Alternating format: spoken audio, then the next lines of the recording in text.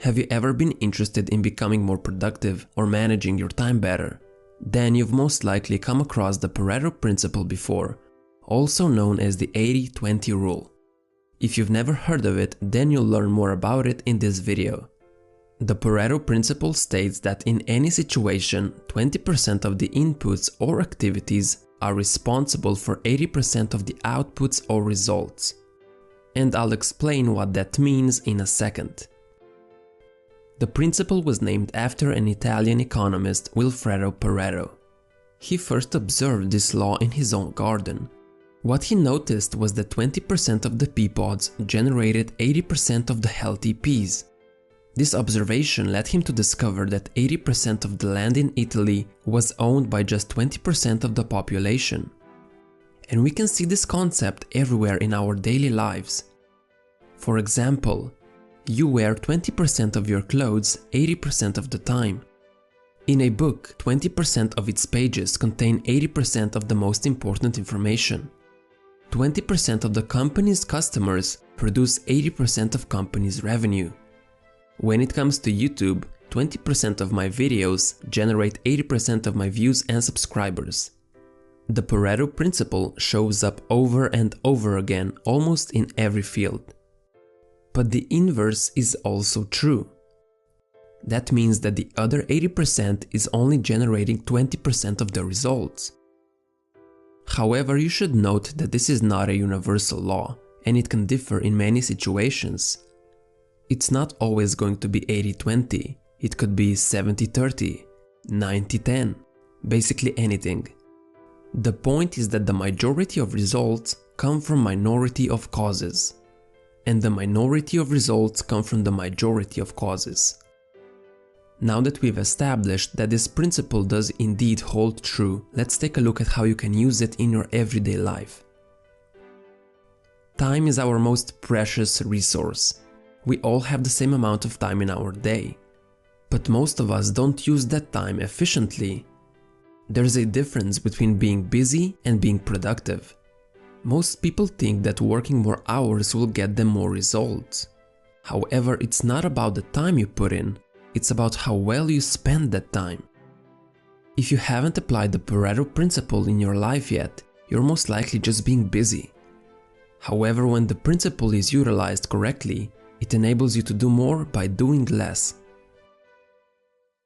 If we go back to our previous example, we said that 20% of a book will give us 80% of the information. That means that 80% of a book will only give us 20% of its value. Let's say it takes you 10 hours to read 100% of that book. By applying the Pareto principle, you know that 80% of the most important information can be found in just 2 hours. Yes, you could go deeper and learn more in depth if you wanted to, but note that you will most likely have to spend 8 hours to get those extra 20% of the information. It's up to you to decide if you think it's worth it. If you're still in school, you can also take advantage of the 80-20 rule. The exams never contain 100% of the content. Never. Otherwise, it would be a 50-page exam. You can get a good grade by identifying which 20% of the content you were studying in class is the most important.